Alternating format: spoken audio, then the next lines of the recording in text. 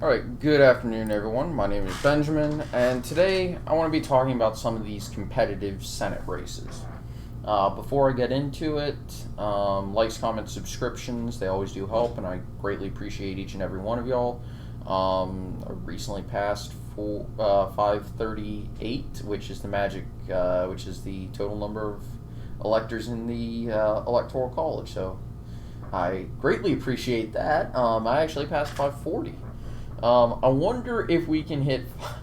I wonder if we can hit 560 by election day. That'd be pretty cool. And to actually hit my goal before election day of 538, I think that's pretty cool. But yeah, so let's talk about some of the Senate races, and I'm trying to figure out why this map looks vaguely familiar, but I do know that it isn't the 2018 map because Pennsylvania, Ohio, Indiana, and Wisconsin don't have Senate elections this year. Same with North Dakota. Anyway, and actually that means that all of the states that are grayed out will have Senate seats up next year. But yeah, so I'm not going to fill any of them in simply because. Probably not. Might show a best case for the Republicans.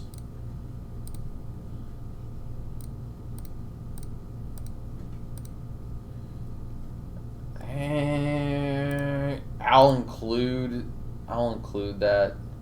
I don't really think Michigan is on the cards in a best case. So this is probably a best case for Republicans. The best case I reasonably see for the Democrats is here because I really I don't really see Georgia flipping even in a best case. I mean, from a theoretical perspective,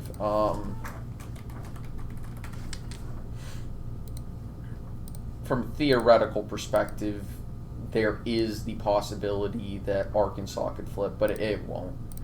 It won't. But the vaguely competitive seats, I mean, including Colorado, in that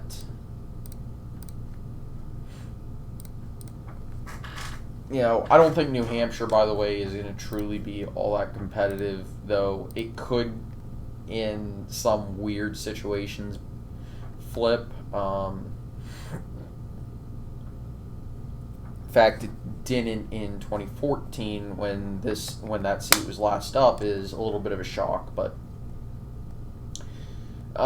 Virginia nearly went to Ed Gillespie in 2014 against Mark Warner, and well, this year Mark Warner is running against Daniel Gade.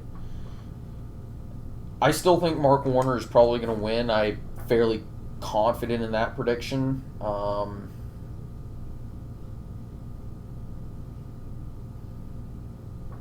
mean, you can make the argument that Alaska is competitive. Sorry about that. Because some polling has indicated that it is. But let's flip back to Virginia, where I'm living. And one thing that Mark Warner has almost never done, talking with people who've been here since he ran for the Senate seat that he's currently in, one thing that he hasn't done a lot of is spend a ton of money on ads and ad campaigns. And he's doing that this year. Now, it could be that he's not taking the win for granted, like I think he kind of did in 2014. I think he was campaigning as if the win was in the bag and that Gillespie wasn't going to do well, when in reality that was the nail biter of 2014 was Gillespie versus Warner. So that would be one way to take it, is Mark Warner is not taking this race for granted. The other option is that Mark Warner thinks this race actually is competitive, or has internals that are showing it is very competitive, and he's actually doing this out of necessity rather than I'm not letting this race get competitive. Those are the two takes. I'm not going to make a pick on which. I'm not going to say which one is correct. The truth is probably somewhere in between the two extremes, but those are the two explanations that I can think of as to why he's actually spending money on ads. It's the best explanation I can come up with. In North Carolina, I think a lot of people early on in this year, especially during the height of the whole Kung flu, thought that Cunningham was a shoo-in for that Senate race. After all, Tom Tillis, he was running behind Donald Trump's polling numbers in North Carolina. And when you're an incumbent senator running in the same race as a president, and you're running behind the president in a state, that's a very bad sign. Now,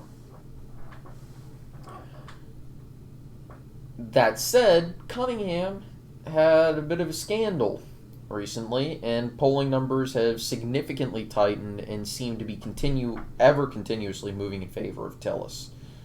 I would not be shocked at all if Tillis managed to hold this seat simply because Cunningham failed to do internal opposition research.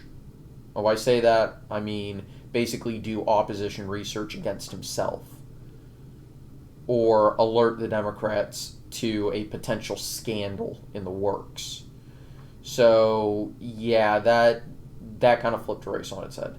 Now, some people are going to say, why do I have South Carolina as competitive? Well, some polling has definitely indicated it as such, and the media has picked up on the story, and it looks like money is being spent in South Carolina in a big way as if it were a competitive race. That said, money spent on a race doesn't necessarily mean it is as competitive as people say.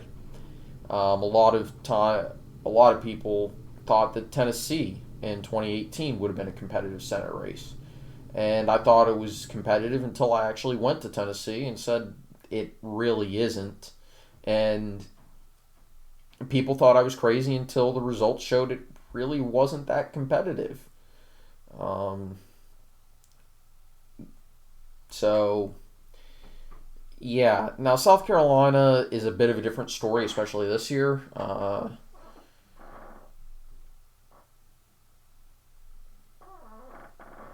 But I don't really see Lindsey Graham losing this seat. South Carolina it's more red than Georgia, and that should tell you something. And speaking of Georgia, we got a double-barrel Senate election down there, and I'm gonna straight up say this: I'm skeptical that the Democrats are gonna win one, let alone both of those seats. The special election, a Democrat is more than likely Warnock is going to make the runoff, but whoever he faces in the runoff, be it Lawfer, he has a chance of beating Lawfer. I'll give him that, but I don't think Warnock beats Collins. I really don't. And in the other seat, Perdue and Ossoff, I'm not seeing it. I think Perdue is. He's gonna win. I'm fairly confident about that. But it is vaguely competitive and has been polling as such. But you never know. Crazy things have happened and can happen. But whichever way the normal election in Georgia goes, the special election is going to go that way too. But the special election is going to be very favorable to the Republicans in any circumstance. Alabama, you've got a very you've got a national champion winning football coach running against a Democrat. That's all you need to know about the race in Alabama. Is it is a winner running against a Democrat. So take that as you will.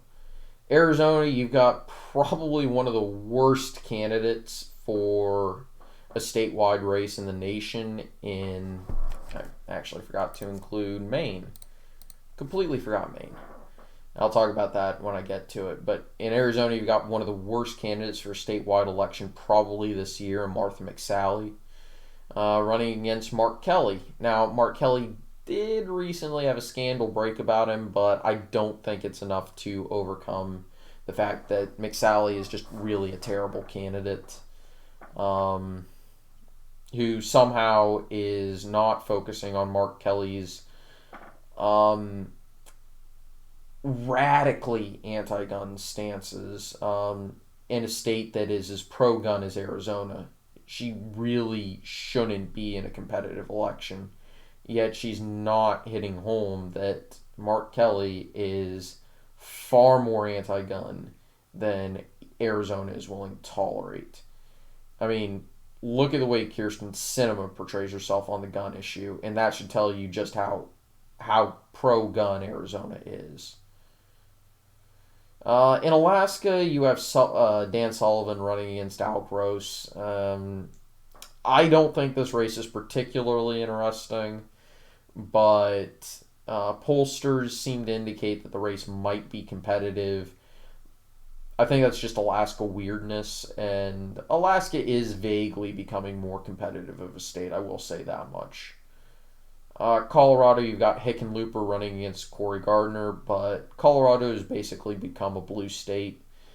And even though Hickenlooper had a campaign finance charge brought against him, it doesn't matter. Just like Bob Menendez in New Jersey in 2018, everybody thought that he was the most likely Democrat to lose, or one of the more likely Democrats to lose his race in a safe Democratic seat, simply because he had a lot of actual charges brought against him, and the only reason why he isn't in prison is because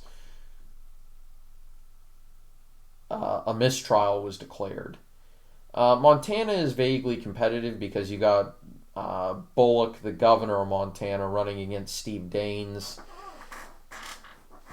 And governors tend to be very popular in their states, especially if they are the sitting governor running for a statewide election, regardless of the level. So I think that's the only reason why Bullock is polling as well as he is there. But I'm a little skeptical that the seat could flip, because even in a Democratic wave year in 2018, Tester only barely managed to win that seat. That should tell you how hard it is for Democrats to win federal level elections in Montana now. Statewide elections is a different story altogether.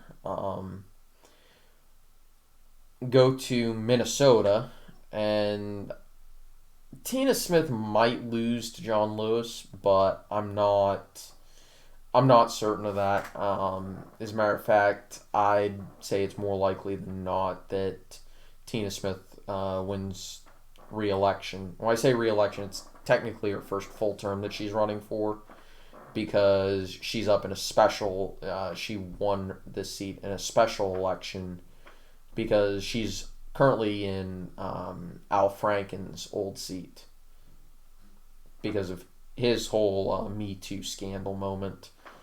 Iowa, we go down to Joni Ernst versus, I forget her first name, but Greenfield. This is a truly competitive race, partially because its polling is such, but partially because Iowa is a very swingy state in general. Though the state has certainly, you can make an argument that it's become a heck of a lot more Republican-leaning in recent years, because all three of the big statewide offices are held by Republicans.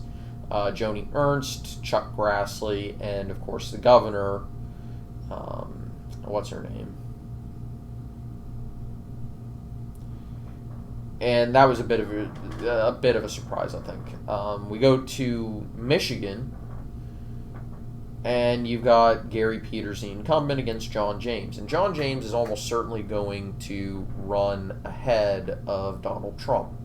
Polls seem to indicate this, and John James is actually a very good campaigner, and Gary Peters is less well known than Debbie Stabenow, who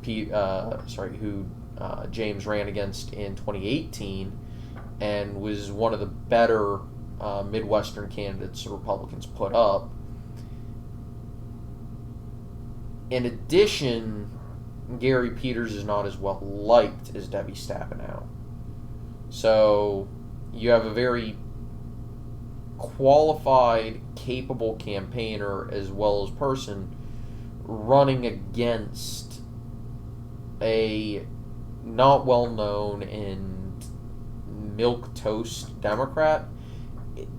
It's going to be a little bit more competitive than I think a lot of other races, and will be more competitive than the presidential election race there, depending on a lot of things.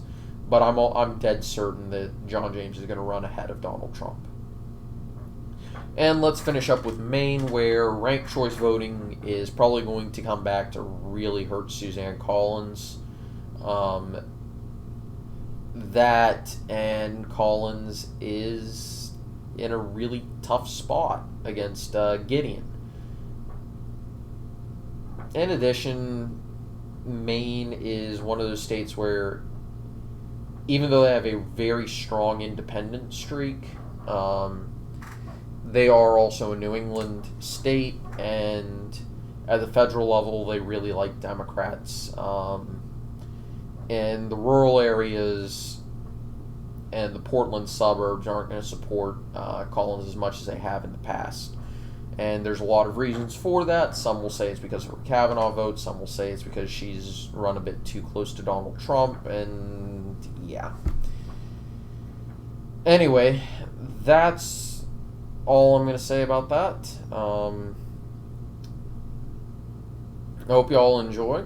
I'll see you next time. Take it easy. Have a very nice evening. And I'll see you next time. Goodbye.